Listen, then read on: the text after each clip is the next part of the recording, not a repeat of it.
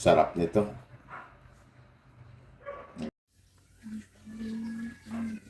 Gisa na natin to guys. Magluto tayo ng balbakwa.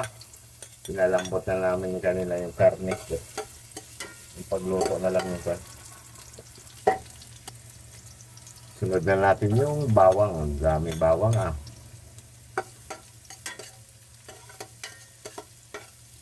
Natin ito sibuyas. Guys, yung panang tanglad, lagay na natin yan para mabango. Kasi hindi na ilagay sa pagpakulo kanina. Ilagay natin sa gisa yan para mabango. Ito yung puno ng sibuyas dahon. Saka yung sili. Yung bell pepper. Kasi luto na rin yung karne. Saglit na yan.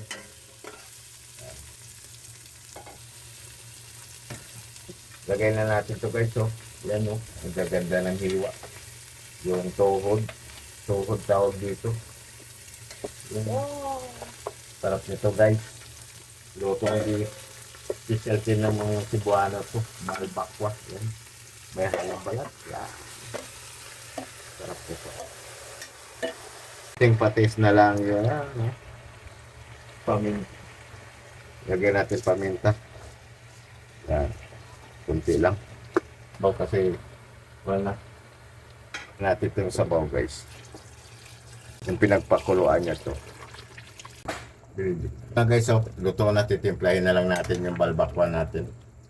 Dapat na yun yung sabaw. Tikman ko lang. Tikman natin to kung sakto na yung lasa niya.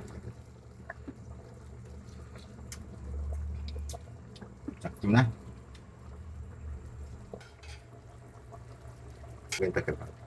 Lagyan natin sili para mas masarap. Akin na yung conjoy.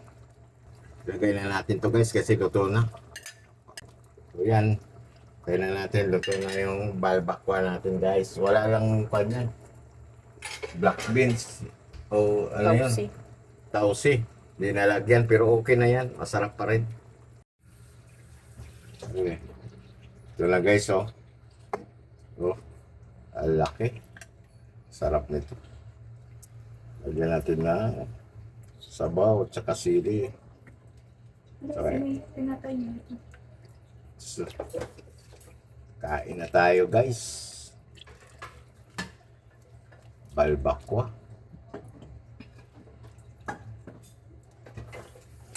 Lambot. Ang tawag nito? Pata. Paa. Paa.